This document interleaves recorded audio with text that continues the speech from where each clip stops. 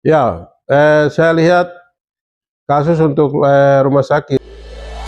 Papedaniustv.com, pantau pemberitaan daerah, tajam, aktual, dan terpercaya. Jangan lupa subscribe, like, dan komen.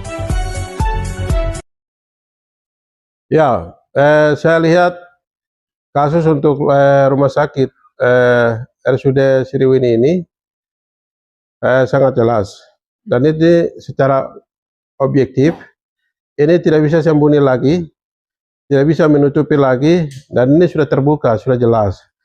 Dengan sejumlah tenaga kesehatan atau perawat, bahkan juga dokter, mereka sudah 2 kali bikin aksi demo di Kejari. Dan hari ini kita ikuti semua proses dinamika yang terjadi ini kita ikuti, kawal terus.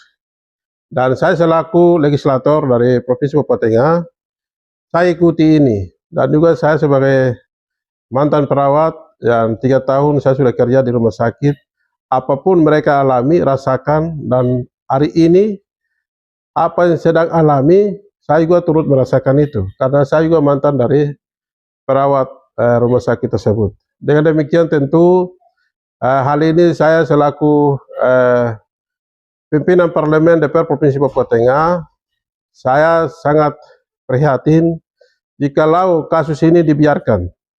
Di kemudian kelak sangat berbahaya. Dan ini masalah kesehatan itu sangat penting. Dan bagaimana kita harus selesaikan. Dan kami sangat apresiasi kepada Kejari. Kejari Nabire mereka sudah terima dengan baik. Kemudian kasus ini mereka sedang mendalami hari ini. Jadi bagian Aspisus atau Asintel yang mereka selusuri kasus ini, harapan kami harus terbuka dan kerja secara profesional. Dan ini tidak bisa sembunyikan lagi, tidak bisa diabaikan lagi, tidak bisa ampun-ampun lagi. Dan mau tidak mau, suka tidak suka,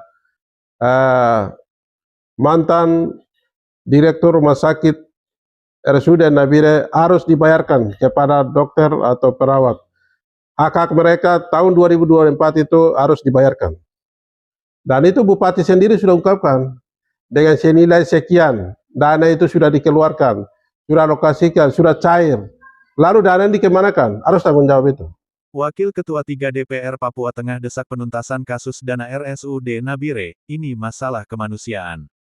Nabire, Papua Tengah Papedanius.com. Wakil Ketua 3 Dewan Perwakilan Rakyat Provinsi, DPRP Papua Tengah, Bekis Soni Kogoya, SKM, MKP, mendesak penegakan hukum secara transparan dan profesional dalam kasus dugaan penyalahgunaan dana insentif tenaga kesehatan di RSUD Nabire.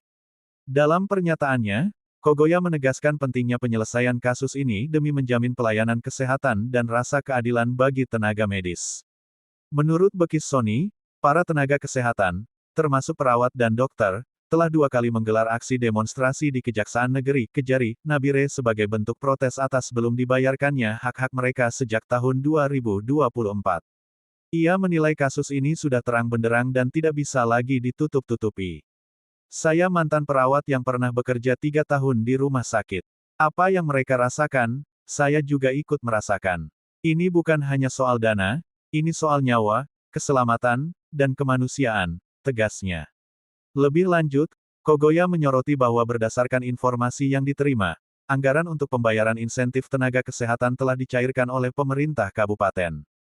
Namun hingga kini, hak-hak tenaga medis belum juga dibayarkan, dan tidak ada kejelasan kemana dana tersebut digunakan. Ia juga menyampaikan apresiasi terhadap Kejari Nabire yang sudah menerima laporan dan tengah mendalami kasus tersebut melalui tim asisten intelijen dan asisten pidana khusus.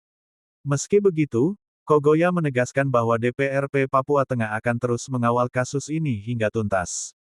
Kalau Kejari tidak menetapkan tersangka atau menyelesaikan kasus ini, kami akan bawa ke Kejati, Kejagung bahkan ke KPK.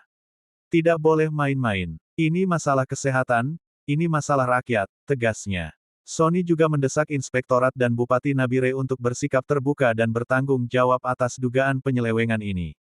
Ia memperingatkan agar masalah ini tidak dianggap remeh karena menyangkut kredibilitas layanan kesehatan dan kepercayaan publik.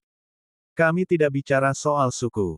Ini tentang semua masyarakat Papua Tengah, Nabire sebagai kota majemuk.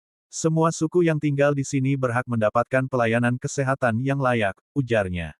Ia menutup pernyataannya dengan harapan besar agar kejaksaan benar-benar menegakkan keadilan dan memberikan kepastian hukum demi kebaikan masyarakat dan profesionalisme dunia kesehatan di Papua Tengah. Muhammad Irfan, papedanyustv.com melaporkan.